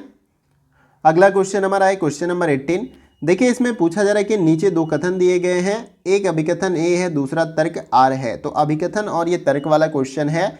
देखिए, अभिकथन ए में दिया गया कि यह अध्यापक की जिम्मेदारी है कि वह विभिन्न अंतःक्रिया तकनीकों की सहायता से विद्यार्थियों को सक्रिय श्रोता बनाए। तर्क क्या बताया गया कि अध्यापक केंद्रित संप्रेषण विद्यार्थियों को निष्क्रिय श्रोता बना देता है। तो यहाँ पर क्या दिया गया, अध्यापक केंद्रित संप्रेषण, यानी अध्यापक केंद्रित अगर संप्रेषण हो रहा है तो वो विद्यार्थियों को निष्क्रिय श्रोता बना देता है। ये बात सही है आपका। और यहाँ पर अभिकथन में दिया गया कि यह अध्यापक की जिम्मेदारी है कि वो विभिन्न अंतःक्रिया तकनीकों की सहायता से विद्यार्थियों को सक्रिय श्रोता बनाए, और ये भी सही है आपका। तो यहाँ पे जो आपका राइट आंसर हो जाएगा इन चारों विकल्पों में से वो है आपका option number A. Option number ए क्या हो जाएगा आपका राइट आंसर। यहाँ पे ए आर दोनों सही हैं और आर ए की सही व्याख्या है। कैसे, अब इसको थोड़ा सा समझ लेते हैं। देखिए, अभिकथन ए सही है क्योंकि शिक्षार्थी केंद्रित शिक्षा के अंतर्गत अधिगम के संदर्भ में अध्यापक विद्यार्थियों को केंद्र में रखकर विभिन्न युक्तियों द्वारा यानी विभिन्न तरीकों द्वारा इस प्रकार शिक्षण करता है कि छात्र अधिगम के प्रति स्वतः स्फूर्त हो जाता है, यानी कि प्रेरित हो जाता है। छात्र अधिगम या सीखने के प्रति क्या होता है, प्रेरित हो जाता है। और इस विधा या इस तरीके में अध्यापक विभिन्न कौशल का उपभोग करते हैं, यानी कि कौशल का मतलब वो तकनीकों को सीखते हैं, कौशल को सीखते हैं ताकि वो विद्यार्थियों को बेहतर तरीके से जो है पढ़ा सके, ताकि विद्यार्थी उसको समझ सके। ठीक है, तकनीकों की सहायता से विद्यार्थियों के ज्ञान को बढ़ाता है, जिससे छात्रों में अवधारणात्मक समझ बढ़ने के साथ उन्हें विषय भी रुचिकर लगने लगता है और छात्र इसे आसानी से सीखते हैं। तो देखिए, अब टीचर भी जैसे जैसे आप देख सकते हैं शिक्षण जगत में या एजुकेशन इंडस्ट्री में टीचर को भी अपडेट होना पड़ता है। जैसे कि अब पुरानी पद्धति के अनुसार आज के समय में अगर वो पढ़ाएगा बच्चों को, तो वो बच्चों को इंटरेस्टिंग नहीं लगेगा। आज देख सकते हैं कि डिजिटल बोर्ड्स का इस्तेमाल हो रहा है, स्मार्ट बोर्ड्स का इस्तेमाल हो रहा है, तमाम तरह के जो है जो टीचिंग के हेल्पिंग टूल्स हैं उनका भी इस्तेमाल हो रहा है। तो टीचर को भी अपडेट होना पड़ता है। तो यहाँ पर देखिए, अभिकथन और तर्क दोनों सही है, जिसके कारण से हमारा ऑप्शन ए क्या है, राइट आंसर। आइए अगला क्वेश्चन देखते हैं। अगला क्वेश्चन हमारा है क्वेश्चन नंबर 19 और इसमें देखिए ये मैचिंग वाला क्वेश्चन है, यानी सूची 1 एक तरफ दिया गया है, दूसरी तरफ सूची 2 दिया गया है। सूची 1 में संप्रेषण के प्रकार, सूची 2 में विशेषताएं दी गई हैं और हमें इसे मैच करना है। तो देखिए, आइए इसको मैच कर लेते हैं। तो देखिए सबसे पहले ए आपका मैच करेगा चौथे के साथ यहाँ पे, यानी कि अंतः वैयक्तिक जो है वो स्वयं से है। अंतः वैयक्तिक संप्रेषण प्रकार की विशेषता क्या है? स्वयं से, यानी स्वयं से बात करना, ठीक है। फिर बी जो है आपका मैच करेगा किसके साथ? वो पहले के साथ मैच करेगा, यानी अंतर वैयक्तिक जो है ये किस प्रकार की विशेषता है इसकी? व्यक्तियों के मध्य, यानी कि ये अंतर वैयक्तिक जो संप्रेषण का प्रकार है इसकी विशेषता क्या होती है? व्यक्तियों के मध्य। फिर सी जो है आपका समूह, ये मैच करेगा आपका दूसरे के साथ यहाँ पे समूह, यानी समूह संप्रेषण जो प्रकार है वो इसकी विशेषता क्या है? लघु संगठन के बीच में जो है यहाँ पे संप्रेषण होता है। और डी है जन समुदाय, और ये मैच करेगा आपका तीसरे के साथ। ये अज्ञात श्रोताओं की बड़ी संख्या के साथ जो है संप्रेषण होता है जन समुदाय में। जैसे कि आप देख सकते हो कि किसी भी रैली हो या कोई भी कहीं भी भाषण चल रहा है किसी पॉलिटिकल पार्टी का या किसी भी तरीके का, तो ऐसा नहीं है कि जो व्यक्ति भाषण देता है या कुछ भी बोलता है माइक से वहां पर तो सभी व्यक्तियों से वो परिचित हो। तो यहाँ पे जन समुदाय का मतलब ये एक संप्रेषण का प्रकार है। यहाँ पर अज्ञात श्रोताओं की बड़ी संख्याओं में जो है संप्रेषण होता है। समूह का मतलब यहाँ पे मैंने बताया लघु संगठन के बीच में संप्रेषण होता है। ये जितने भी आप देख सकते हैं इधर, ये संप्रेषण के प्रकार हैं और इनकी विशेषता इस साइड में दी गई है। और अंतर व्यक्ति क्या है? व्यक्तियों के मध्य, यानी कि कुछ व्यक्तियों के, यानी दो व्यक्तियों के मध्य जो है यहाँ संप्रेषण होता है। और अंतः व्यक्ति का मतलब क्या होता है? आपका स्वयं से बात करना। तो आई होप कि आपको समझ में आ गया होगा कि कैसे इसको हमने मैच किया। अब देखिए कौन सा यहाँ पे विकल्प हमारा राइट आंसर हो जाएगा। जिस प्रकार से हमने मैच किया उसके अकॉर्डिंग हमारा ऑप्शन डी क्या हो जाएगा? राइट आंसर हो जाएगा। तो आई होप कि ये क्वेश्चन आपको क्लियर हो गया होगा। आइए अगला क्वेश्चन देखते हैं। अगला क्वेश्चन हमारा है क्वेश्चन नंबर 20। देखिए इसमें पूछा जा रहा है, दो कथन दिए गए हैं यहाँ पे और दोनों कथनों को हमें पढ़ना है, देन उसके बाद से जो है अपना आंसर देना है। तो देखिए कथन 1 में दिया गया कक्षागत स्थिति में व्यक्तित्व द्वंद्व प्रभावी अंतःक्रिया के लिए बाधक है। कथन 2 में दिया गया कि अवैयक्तिक संप्रेषण कक्षागत परिवेश में प्रायः सर्वोत्तम समाधान माना जाता है। अब हमें क्या करना है कि इन कथनों को अच्छे से समझना है, फिर उसके बाद से इन चारों विकल्पों में से सही आंसर देना है। वैसे इस क्वेश्चन का जो हमारा राइट आंसर हो जाएगा वो है आपका ऑप्शन नंबर सी। कथन जो है पहला सही हो जाएगा, किंतु कथन 2 हमारा क्या है? ये गलत है और ये पहला हमारा सही है। कक्षागत स्थिति में व्यक्तित्व द्वंद्व प्रभावी अंतःक्रिया के लिए बाधक होता है, जबकि अवैयक्तिक संप्रेषण कक्षागत परिवेश में प्रायः सर्वोत्तम समाधान माना जाता है। ये कथन हमारा गलत है। अब इसके बारे में थोड़ा सा समझ लेते हैं। तो देखिए अभिकथन पहला हमारा सही है, क्योंकि कक्षा का सकारात्मक माहौल एक आदर्श स्थिति है जहां शिक्षक तथा छात्र के मध्य अंतःक्रिया होती है और शिक्षक छात्रों की विषय वस्तु हेतु समय तथा पूरे कक्षा के लिए उद्देश्य तय करता है तथा छात्र लक्ष्यों को प्राप्त करने के लिए सामंजस्यपूर्ण ढंग से काम करते हैं। यदि कक्षागत शिक्षण में व्यक्तित्व द्वंद्व छात्र शिक्षक के मध्य हो तो यह प्रभावी शिक्षण में बाधा उत्पन्न करते हैं, जिससे असद्भाव बढ़ता है तथा कक्षा में नकारात्मक स्थिति पैदा होती है और शिक्षक द्वारा अपनी व्यक्तिगत विचारधारा को छात्र से द्वंद्व होने पर सहज रूप से स्वीकारना चाहिए तथा छात्रों पर भी यह लागू होता है पूरी तरीके से। यानी कि किसी भी प्रकार का मतभेद है क्लास में तो क्लास जो है अच्छे तरीके से इफेक्टिव नहीं हो सकता, उस क्लास में बाधा जरूर उत्पन्न होगी। तो किसी के तरफ से या शिक्षक के तरफ से या विद्यार्थियों की तरफ से मतभेद है तो उस मतभेद को खत्म करना, द्वंद्व को खत्म करना चाहिए, देन उसके बाद से क्लास को आगे बढ़ाना चाहिए, तभी क्लास इफेक्टिव हो सकता है। नहीं तो क्लास में हमेशा बार बार बाधा उत्पन्न होगी। तो इसलिए हमारा क्या है? कथन पहला सही हो जाएगा और ऑप्शन सी क्या है? Right answer. आइए अगला क्वेश्चन देखते हैं। क्वेश्चन हमारा है क्वेश्चन नंबर 21। इसको भी देखते हैं। देखिए इस क्वेश्चन में पूछा जा रहा है कि नीचे 3 संख्याएं दी गई हैं। पहली संख्या दूसरी संख्या की दोगुनी है तथा तीसरी संख्या की आधी है। यदि तीनों संख्याओं का औसत 56 है तो पहली और तीसरी संख्या का अंतर क्या है? यानी कि यहाँ पे पहली और जो तीसरे नंबर की संख्या है उसके बीच का यहाँ पे अंतर पूछा जा रहा है। ठीक है, अंतर। तो पहले हमें क्या करना है? सबसे पहले जस्ट एज्यूम करना है। यहाँ पे मान लीजिए कि 1, यहाँ पे 2, फिर उसके बाद से 3, यहाँ पे 3 संख्याएं हैं। फिर उसके बाद से एक रेशियो में हमें ये मान के चलना है, जैसे कि बोला जा रहा है यहाँ पे कि नीचे 3 संख्याएं दी गई हैं, पहली संख्या क्या है, दूसरी संख्या के दोगुनी है। तो मान लीजिए कि पहली संख्या क्या है, दूसरी संख्या की दोगुनी है, तो यहाँ पे हम 2 लिख लेते हैं, ठीक है, अनुपात में लिखेंगे। फिर उसके बाद से यहाँ पे दूसरी संख्या की क्या है, ये दोगुनी है, यानी कि दूसरी संख्या 1 होगी, तभी तो ये दोगुनी होगी। फिर क्या लिखा है यहाँ पे, तीसरी संख्या की आधी है, यानी कि तीसरी संख्या की जो है आधी है। यहाँ पे पहली संख्या क्या है, तीसरी संख्या की आधी है, इसका मतलब कि ये हमारा 4 हो जाएगा, तभी तो ये इसका आधा होगा। तो ये आपका ये 3 जो है नंबर यहाँ पे फाइंड हो गया वो रेशियो में। अब आगे क्या करना है हमें, देखिए आगे जैसे कि हमें यहाँ पे औसत दिया है 56, तो पहले हम क्या करेंगे कि 2 + 1 + 4 यहाँ पे हम इस तरीके से लिख लेंगे। फिर उसके बाद से 56 जो कि हमारा ये औसत दिया गया है, फिर क्या करेंगे कि मल्टीप्लाई 3 करेंगे। इससे हमें क्या होगा कि ये तीनों जो संख्या हैं उसका टोटल योग पता चल जाएगा। जब टोटल योग पता चल जाएगा तो हम आसानी के साथ जो है इनके बीच का अंतर भी बता सकते हैं। तो जब हम यहाँ पे 56 × 3 कर दिए, फिर उसके बाद से जब इसका मल्टीप्लाई करते हैं हम, तो कितना आता है, 168 आपका आएगा। इसको आप सोल्व करिएगा। जब मल्टीप्लाई करेंगे 56 और 3 से 3 का यहाँ 56 में मल्टीप्लाई करेंगे तो 168 आएगा। अब देखिए यहाँ पे हमें क्या करना है कि इन संख्याओं को जोड़ना था, 2 + 1 यहाँ पे फिर 4, तो ये क्या हो जाएगा हमारा 7। ये 7 यूनिट हो गया हमारा। तो 1 यूनिट का हम अगर नंबर निकालते हैं यहाँ पे, 1 यूनिट की वैल्यू तो कितना होगा हमारा, वो हो जाएगा 24। जब आप 168 में जो है यहाँ पे 7 से जब इसको डिवाइड करेंगे, भाग देंगे इसमें, तो आपको 1 यूनिट की वैल्यू 24 मिल जाएगी, ठीक है। तो अब तक हमने यहाँ तक इसको सॉल्व कर लिया। आगे के लिए मैं थोड़ा सा इसको इरेज करता हूँ, ठीक है। तो हमने 1 यूनिट बराबर हमने 24 यहाँ पे वैल्यू निकाल लिया, चूँकि हमने टोटल ऊपर आपने देखा कि 7 यूनिट था। फिर उसके बाद से ये 168 हमने टोटल योग निकाला था तीनों संख्याओं का।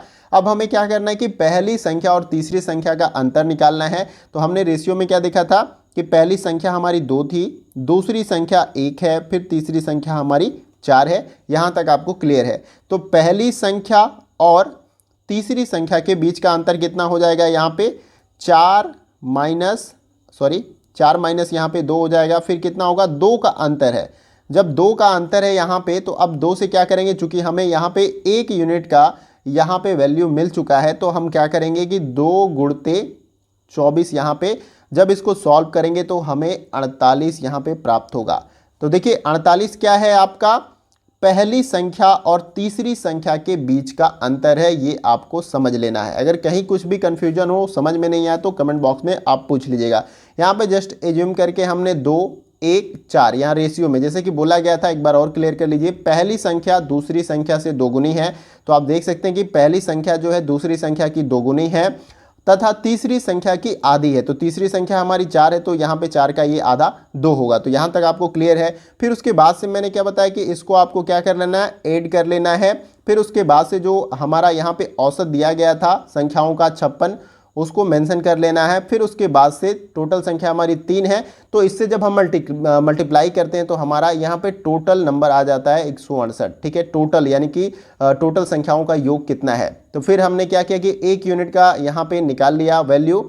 फिर उसके बाद से हमें 24 मिला, और यहाँ पे दोनों संख्याओं का अंतर हमने निकाला तो 2 मिला, और 2 से जब मल्टीप्लाई हमने किया 24 में तो हमें 48 प्राप्त हुआ। और ये जो है पहली संख्या और तीसरी संख्या का अंतर है। अब थोड़ा सा यहाँ पे क्लियर कर दो, तो अब पहली संख्या, दूसरी संख्या, तीसरी संख्या की वैल्यू क्या है, तो उसी प्रकार से जो है जैसे कि मैंने यहाँ पे रेशियो में वैल्यू आपको निकाल के बताया था, रेशियो में यहाँ पे आ गया था। तो अब बस आपको 1 यूनिट का मतलब 24 है, तो अगर पहली संख्या का आपको पहली संख्या ज्ञात करनी है तो आपको करना क्या होगा, 24 में आपको 2 से मल्टीप्लाई कर देना इस प्रकार से। तो यहाँ पे आपका 8 हो जाएगा, फिर 4, यानी कि पहली संख्या आपका क्या है, यहाँ पे 48 हो जाएगा। फिर दूसरी संख्या आपका 24 हो जाएगा, क्योंकि 1 से अगर आप 24 में मल्टीप्लाई करेंगे तो 24 ही आएगा। फिर यहाँ पे जब आप मल्टीप्लाई करेंगे 4 से 24 में, तो यहाँ पे आपको 96 प्राप्त होगा। जब आप इन तीनों को जोड़ते हैं तो आपको टोटल वैल्यू यहाँ पे 168 जो है मिल जाएगा। तो आई होप कि क्वेश्चन आपको क्लियर हो गया होगा। काफ़ी समय मैंने लिया, लेकिन आपको क्लियर करने का प्रयास किया। आइए अगला क्वेश्चन देखते हैं। अगला क्वेश्चन हमारा है क्वेश्चन नंबर 22। देखिए इस क्वेश्चन में पूछा जा रहा है कि देखिए ये रीजनिंग का है आपका सवाल, और यहाँ पे 2 दिया गया है, फिर 10 है, फिर 26 है, 50 है, फिर पूछा गया कि निर्धारण करें कि श्रृंखला में अगला अंक क्या होगा। यानी कि यहाँ पे क्वेश्चन मार्क था, मैंने मेंशन नहीं किया है। तो देखिए पहली संख्या यहाँ पे 2 दी गई है, दूसरी संख्या 10 है, फिर तीसरी संख्या 26 है, फिर चौथी संख्या 50 है, फिर उसके बाद से यहाँ पे डैश डैश है, क्वेश्चन मार्क मान लीजिए। तो यहाँ पे अगली संख्या हमें क्या करना है, ज्ञात करना है। तो देखिए आप ध्यान से अगर आप देखोगे तो इस श्रृंखला में जो ऐड हो रहा है यानी संख्याएं जुड़ती जा रही हैं। कैसे, अब देखिए यहाँ पे अगर हम देखेंगे अंतर कितना है 2 और 10 के बीच में, तो +8 का, यानी +8 अगर 2 में करते हैं तो हमें 10 प्राप्त होता है। फिर उसके बाद यहाँ पर अगर देखेंगे कि 10 और 26 के बीच में कितने का अंतर है, तो यहाँ पर आप देखोगे तो 16 का अंतर है। उसी प्रकार से फिर हम 26 और 50 के बीच में देखेंगे तो फिर यहाँ पर 16 में 8 जुड़ जाएगा, तो कितना हो जाएगा 24, यानी 26 और 50 में 24 का अंतर है। उसी प्रकार से फिर से हमें 24 में क्या करना है, 8 जोड़ देना है, तो कितना हो जाएगा +32। अगर आप 50 में करते हो तो आपकी अगली संख्या क्या होगी, ज्ञात हो जाएगी, यानी कि 82 यहाँ पे आपका जो यहाँ पे क्वेश्चन मार्क है या खाली स्थान है वो अगली संख्या 82 हो जाएगी। और ऑप्शन सी यहाँ पे देख सकते हैं आपका राइट आंसर हो जाएगा। तो ये बहुत सिंपल से है, आपको ऐड भी हो सकता है संख्याएं मल्टीप्लाई में। देखिए संख्या जो है प्लस भी होती हैं, फिर या तो घटेंगी फिर प्लस होंगी, या फिर वर्ग हो सकता है, क्यूब हो सकता है। तो इस प्रकार से संख्याएं चलती हैं। तो आपको पहले उनके बीच में क्या चल रहा है, किस तरीके से संख्याएं बढ़ रही हैं, उसको आपको समझना है, फिर उसके बाद से इसको सॉल्व करना है। आशा करता हूँ कि क्वेश्चन आपको क्लियर हो गया होगा। आइए अगला क्वेश्चन देखते हैं। अगला क्वेश्चन हमारा है क्वेश्चन नंबर 23। देखिए इसमें पूछा गया है कि ट्रेन में जा रहा एक आदमी नोटिस करता है कि वह 1 मिनट में 31 टेलीफोन के खंभों को गिन सकता है। यदि खंभे 50 मीटर की नियमित दूरी पर हो तो ट्रेन की स्पीड क्या होगी। तो यहाँ पर हमें ट्रेन की स्पीड ज्ञात करनी है। तो आपको पता है कि इसका फार्मूला क्या है चाल ज्ञात करने के लिए या स्पीड। तो चाल बराबर दूरी बटा में आपका समय, ये फार्मूला होता है। और यहाँ पे जब यूनिट आपका मिनट और यहाँ पे मीटर में दिया हुआ, तो यहाँ पे आप एक यूनिट, ये चेंज है आपको, इसको भी मेंशन करना होगा 18/5।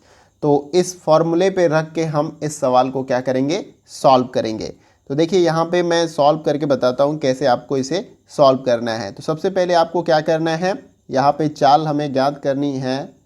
तो चाल बराबर, अब हमें यहाँ दूरी मेंशन कर लेना है। तो दूरी क्या यहाँ पे दिया गया है कि आदमी जो है नोटिस करता है वह 1 मिनट में 31 टेलीफोन के खंभों को गिन सकता है। 1 मिनट में 31 टेलीफोन खंभों को गिन सकता है। तो यहाँ पे आप 31 - 1 ब्रैकेट बंद होगा, फिर उसके बाद से गुणते 50, यानी कि 50 मीटर के डिस्टेंस पे। तो ये दूरी ऊपर हमारी हो गई। और इसके बाद यहाँ पे हम लिखेंगे 60, ये सेकेंड है, 1 मिनट में कितना होता है 60 सेकेंड, ठीक है। फिर उसके बाद से हम ये वाला जो है स्टेप सॉल्व करेंगे। यहाँ पे स्पेस कम है तो मैं थोड़ा सा यहाँ पे स्पेस बना लेता हूँ रेज करके। तो यहाँ पे हमने जो इक्वेशन लिखा था 31 - 1, फिर यहाँ पे आपका 50 मीटर था, ये दूरी हमने निकालना है। ये जो 1 मिनट है 60 सेकंड में हमने लिखा।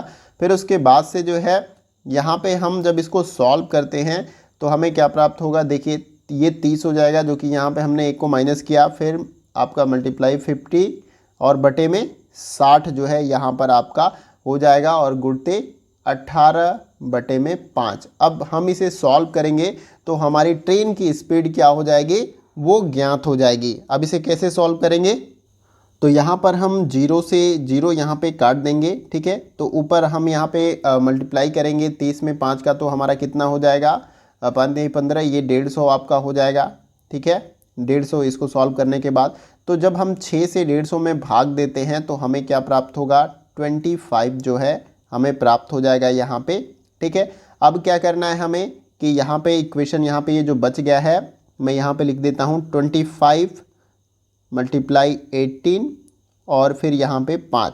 अब इसे सॉल्व करेंगे आप तो आपको प्राप्त हो जाएगा 90 यहाँ पे किलोमीटर जो है आपकी स्पीड हो जाएगी। ये आपका आंसर आ जाएगा। अब इसे आप सॉल्व करेंगे तो बहुत इजी तरीके से आप इसको कटा सकते हैं। जैसे देखिए मैंने अभी इसको सॉल्व कर दिया। जैसे ये देखिए 25 आपका 5 से कट जाएगा, ठीक है, 5 यहाँ पे आ जाएगा। तो जब इसका मल्टीप्लाई करते हैं 18 25 90, तो यहाँ पे 90 आपका आ जाता है। तो 90 किलोमीटर जो है आपका इस ट्रेन की स्पीड है, ये आपको याद रखना है। बहुत ही ज़्यादा कॉम्प्लिकेटेड नहीं है, इसी तरीके के सवाल हैं। थोड़ा सा प्रैक्टिस करेंगे आप 10-12 क्वेश्चन का, तो आप इस तरीके के सवाल को आसानी से बना लेंगे। आइए अगला क्वेश्चन देखते हैं। अगला क्वेश्चन हमारा है क्वेश्चन नंबर 24। इसको भी देखते हैं। देखिए इसमें पूछा जा रहा है कि निम्न अक्षरों की श्रृंखला में अगला पद क्या होगा। यहाँ पे देख सकते हैं कि यहाँ पे अल्फ़ाबेट की कुछ श्रृंखला दी गई है और यहाँ पर पूछा जा रहा है कि ये जो खाली स्थान है यहाँ पर इन चारों विकल्पों में से कौन सा ऑप्शन हमारा सही होगा। तो आइए इस क्वेश्चन को सॉल्व करते हैं। देखिए यहाँ पे पहली श्रृंखला में यहाँ पे सीरीज में दिया गया है ए अल्फ़ाबेट का, फिर दूसरे यहाँ पे सीरीज में श्रृंखला में बी दिया गया है पहले नंबर पे, और तीसरे में जो है पहले नंबर पे सी दिया गया है, और चौथे में डी दिया गया है। डी के बाद क्या आता है, ई आता है आपका। तो इस प्रकार से हम यहाँ पे ई लिख लेंगे, A B C D E, ठीक है।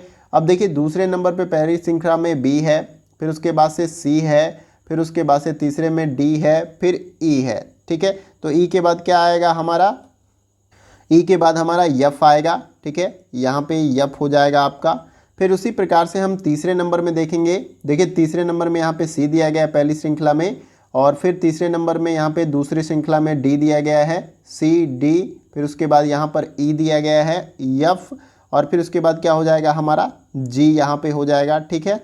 और फिर उसके बाद से लास्ट में हम देखेंगे यफ यहाँ पे दिया गया है, फिर उसके बाद से जी एच और आई, आई के बाद क्या होता है जे आपका होता है, ठीक है।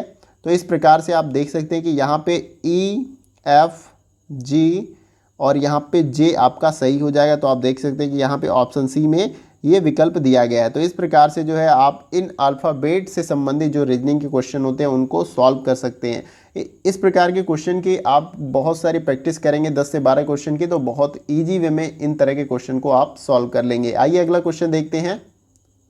अगला क्वेश्चन हमारा है क्वेश्चन नंबर 25। देखिए इसमें एक सीरीज दी गई है, यहाँ पर एक सीरीज दी गई है नंबर्स की, और यहाँ पे जो खाली स्थान है वहाँ पर क्या होगा, यानी कौन सा नंबर इन चारों विकल्पों में से आएगा वो बताना है। देखिए यहाँ पे पहले दिया गया है 12, फिर कामा 15, फिर उसके बाद से 21, फिर उसके बाद से 33, फिर उसके बाद से 57, और उसके बाद से यहाँ पे डैश डैश, यहाँ पे अगली संख्या हमें ज्ञात करनी है। तो पहले नॉर्मल देख लेते हैं कि संख्याएं जुड़ती हुई बढ़ रही हैं या घट रही हैं या वर्ग हो रही हैं। तो आप देख सकते हैं कि संख्याएं धीरे धीरे बढ़ रही हैं, तो यहाँ पे हो सकता है कि संख्याएं जुड़ रही हैं। तो देखिए 12 और 15 के बीच में कितने का अंतर है, यहाँ पे 3 का, प्लस 3 यहाँ पे ऐड होगा 12 में, तो यहाँ 15 आ जाएगा। अब 15 से 21 कैसे होगा, तो 15 से 21 इसमें 6 जुड़ेगा तो 21 हो जाएगा, यानी 3 से ये 6 हो गया, यानी 3 से डबल हो गया। फिर अगली संख्या में कितना जुड़ेगा, देखिए 6 से अब यहाँ पे 12 यहाँ पे हम ऐड करेंगे प्लस 12, तो ये हमारा 33 प्राप्त होगा। फिर उसके बाद से यहाँ पे प्लस 24 इसी प्रकार से हो जाएगा, 24 ऐड करेंगे तो यहाँ पे क्या हो जाएगा आपका 57 प्राप्त होगा। उसी प्रकार से यहाँ पे प्लस 48 ऐड करेंगे हम, तो हमारा यहाँ अगली संख्या क्या हो जाएगा प्राप्त हो जाएगा, यानी 57 प्लस 48 करेंगे तो हमारी अगली संख्या क्या हो जाएगी 105, ठीक है। 105 हमारा यहाँ पे खाली जगह पे हो जाएगा, और आप देख सकते हैं कि यहाँ पे ऑप्शन डी में ये हमारा ऑप्शन दिया गया है। संख्याएं दोगुनी हो रही है। देखिए पहले 3 हुआ, फिर उसके बाद 6 हुआ, 6 का दोगुना 12 हुआ, 12 का दोगुना 24 हुआ, 24 का दोगुना 48 हुआ। तो दो गुने के क्रम में यहाँ संख्या बढ़ती गई और अगली संख्या में ऐड होती गई और हमारा अगला वैल्यू आता गया। तो आई होप कि ये क्वेश्चन आपको क्लियर हो गया होगा। और ये हमारा वीडियो का लास्ट क्वेश्चन था। जैसे कि हमने स्टार्टिंग में ही बताया था कि हम जो है 2020 के क्वेश्चन पेपर को सॉल्व कर रहे हैं, जो कि यूजीसी नेट में फर्स्ट पेपर में पूछे गए थे, और ये एग्ज़ाम आपका 25 सितंबर को हुआ था शिफ्ट 1 में।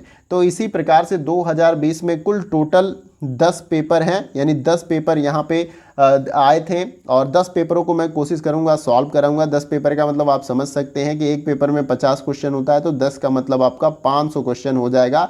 तो इन सभी क्वेश्चन को मैं सॉल्व कराने का प्रयास करूंगा, वो भी डिटेल्स में, ताकि आपको जो एग्ज़ाम आप देने वाले हैं उसमें काफ़ी हेल्प मिल सके। और इसके साथ ही साथ किसी अन्य टॉपिक पे भी अगर आपको वीडियो चाहिए तो उसके बारे में भी कमेंट बॉक्स में बता सकते हैं। वीडियो से रिलेटेड कोई भी क्वेरी है या क्वेश्चन है, कुछ समझ में नहीं आता है तो भी कमेंट बॉक्स में बता सकते हैं। आशा करता हूँ कि वीडियो का सेशन आप सभी को पसंद आया होगा। वीडियो कहीं से भी अच्छा लगे तो वीडियो को लाइक करें। इसके साथ ही साथ जो है वीडियो को शेयर करें मैक्सिमम दोस्तों के साथ, ताकि उनको भी हेल्प मिल सके, क्योंकि हमारा प्रयास है कि ज़्यादा से ज़्यादा हम आपकी मदद कर पाएँ। और चैनल पे नए हैं तो चैनल को सब्सक्राइब कर सकते हैं और उसके बगल में जो बेल आइकन का बटन होता है इस प्रकार से, उसको आप प्रेस कर सकते हैं न्यू वीडियो के नोटिफिकेशन को पाने के लिए। तो फ्रेंड्स, आज के वीडियो में बस इतना ही। फिर मिलते हैं अगले वीडियो में कुछ और इंपॉर्टेंट क्वेश्चन के साथ। तब तक के लिए जय हिंद, जय भारत।